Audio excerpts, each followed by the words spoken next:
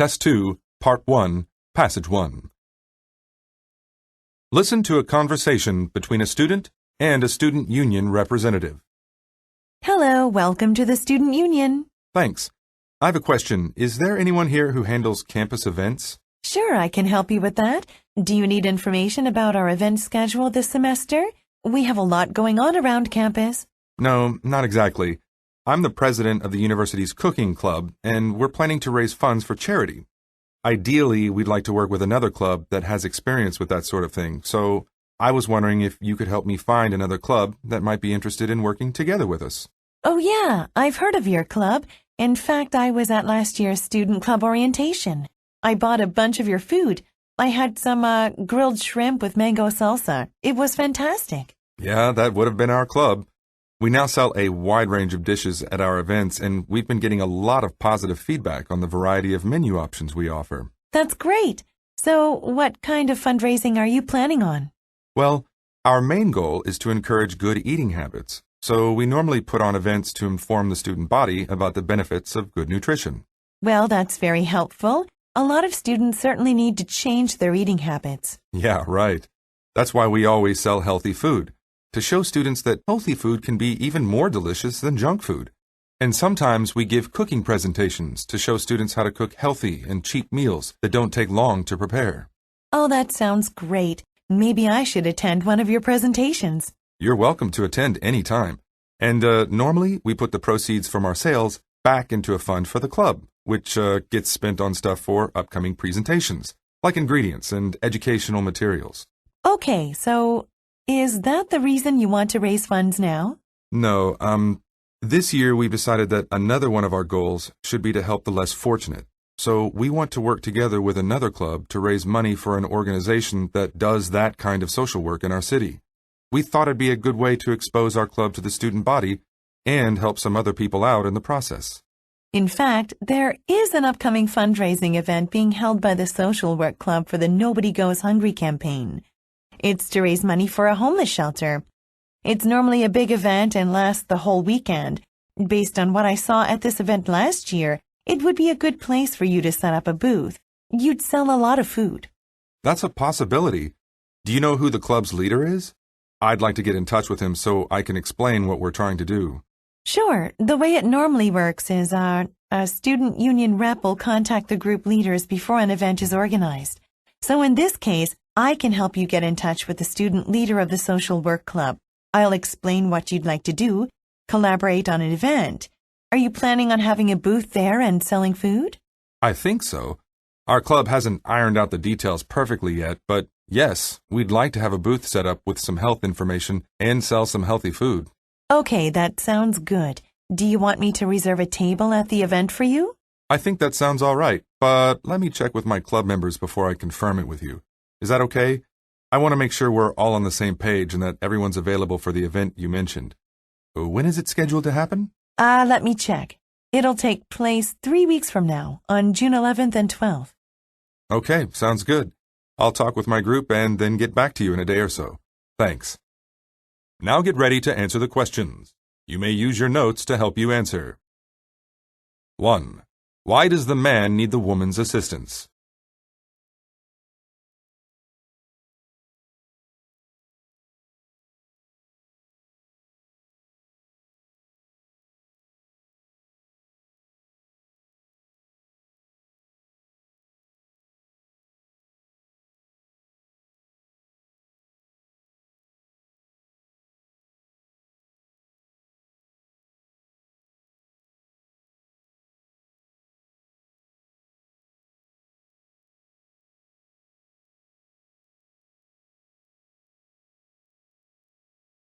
Two. According to the man, what are two objectives of the cooking club?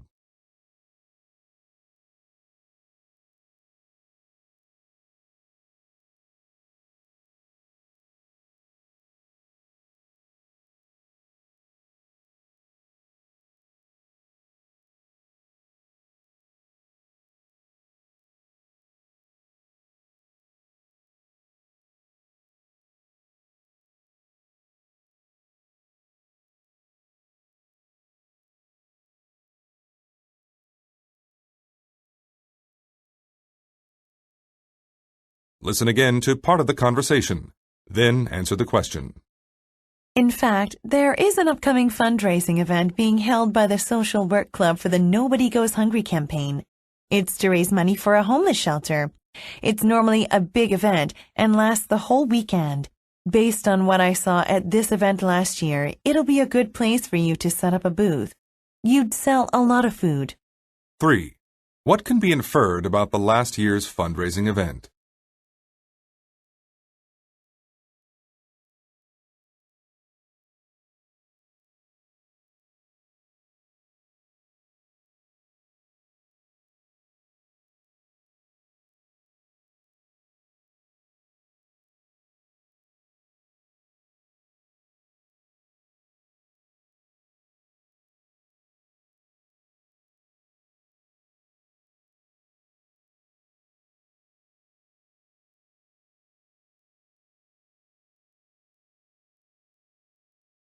Four. According to the man, what is the revenue from food sales usually used for?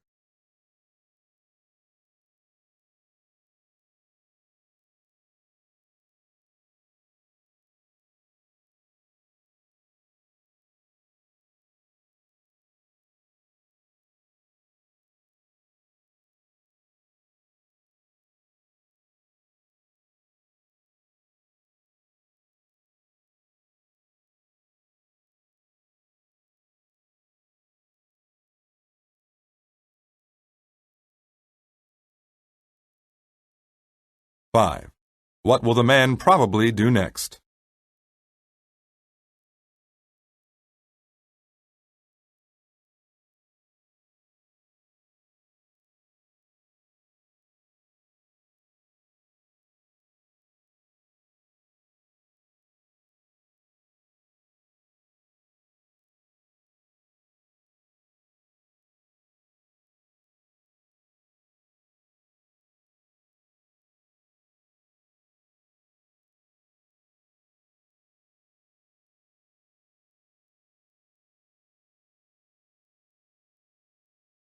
Test 2, Part 1, Passage 2. Listen to part of a talk in an art history class. The professor discusses Jackson Pollock.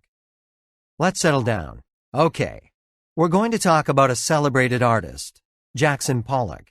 Actually, all famous artists are celebrated for one reason or another. With Pollock, it's his unique style of painting that is worthy of notice.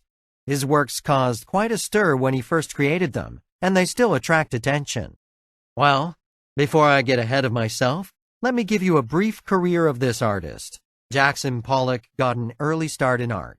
He studied at the Manual Arts High School in Los Angeles. Then, he and his brother moved to New York City to study under Thomas Hart Benton at the Arts Students League. Benton was a regionalist. Regionalism is a modern American art movement that focused on rural scenes. Its proponents disliked the city and its rapid technological advances. So, during the 1930s, Pollock's work had a very regionalist feel to it. Then, in the mid-1940s, Pollock stopped doing regionalist paintings. The change was a bit abrupt. He just stopped having subjects in his paintings, and his work became more and more abstract. He would, lay a big canvas on the floor, much larger than what most artists would use. Sometimes he would nail it to the floor, and then he'd start painting, but in a very unique manner. I mean, the way Pollock painted on a canvas, well, it was attention-getting. He would walk around his paintings and pour or drip paint here and there. Pollock said this made him feel that he was in the painting. He never used a paintbrush. He occasionally used a knife or a stick to push the paint here and there, and he would sometimes throw bits of glass or sand or some other stuff onto a wet canvas. It was suggested that Pollock may have been doing something similar to Native American sand paintings. He may have been impressed with the thin lines of colored sand that Indian artists trickled onto horizontal surfaces to create elaborate patterns. Anyway, the abstract paintings that Pollock created have been called action paintings, and I suppose they were called that because the very size of the canvas and the type of painting that was being done required Pollock to be constantly on the move. and he didn't stop moving until the painting was finished. Most people are aware that Pollock laid his canvases on the floor. So, some of you might think that people need to look down at a Pollock painting because that's the way Pollock painted. You know, looking down at his paintings. You might think it proper to consider the angle at which his paintings should be viewed.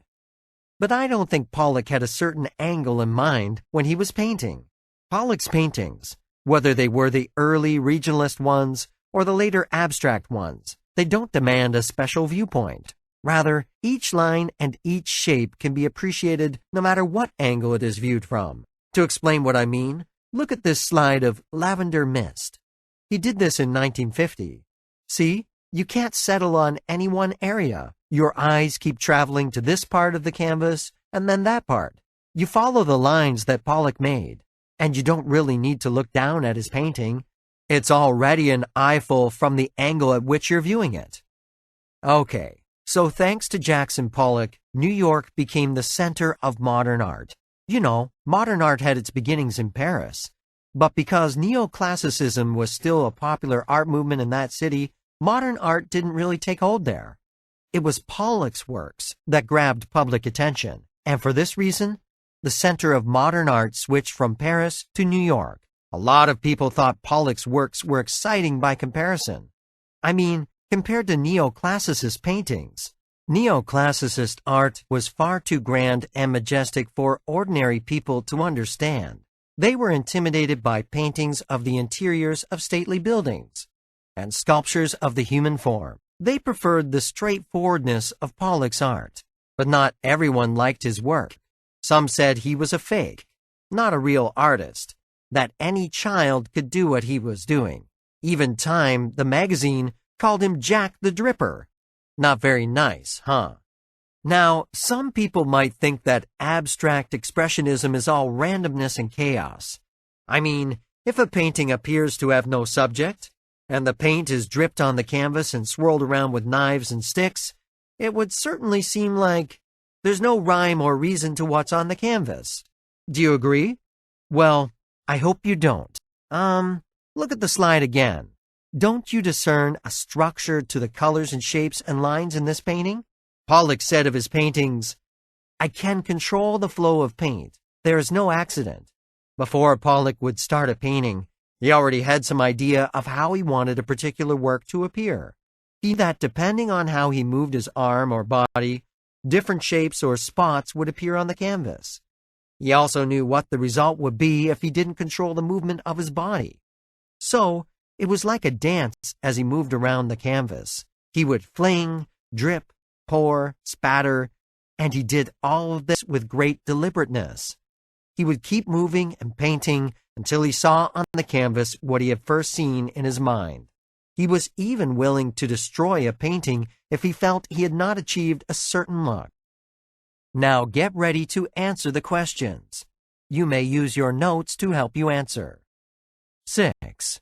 What is the professor mainly discussing?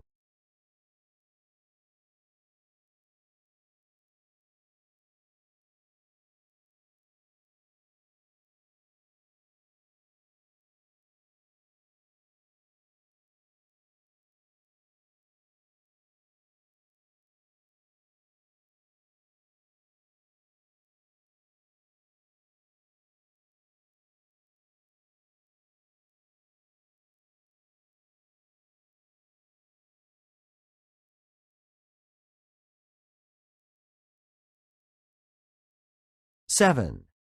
What does the professor say about Pollock's beginnings as an artist?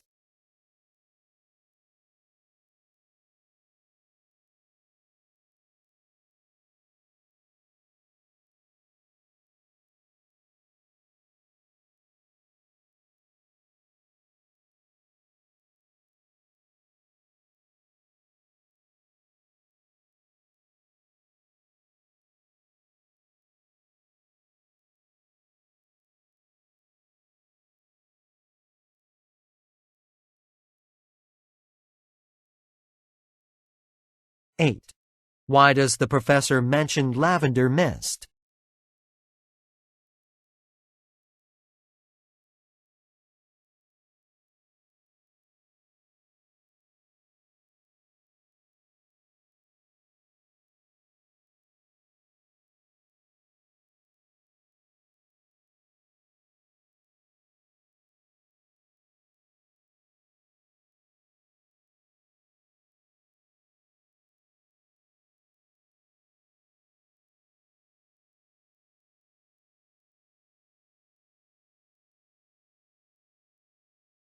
9.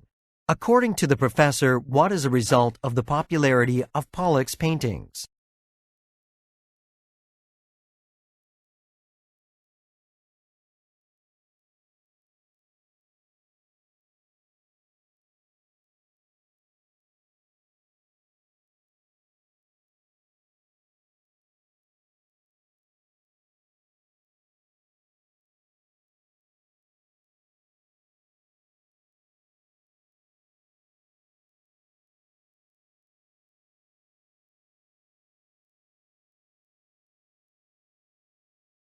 Listen again to part of the lecture, then answer the question. Now, some people might think that abstract expressionism is all randomness and chaos. I mean, if a painting appears to have no subject, and the paint is dripped on the canvas and swirled around with knives and sticks, it would certainly seem like there's no rhyme or reason to what's on the canvas. Do you agree? Well, I hope you don't. 10. What does the professor mean when he says this? Well, I hope you don't.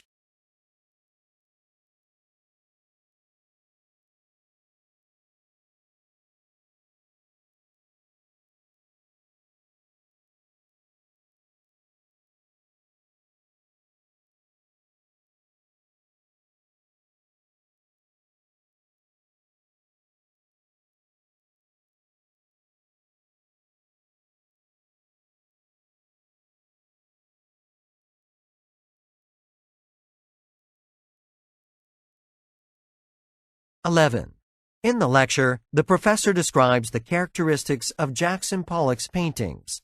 Indicate whether each of the following is a characteristic.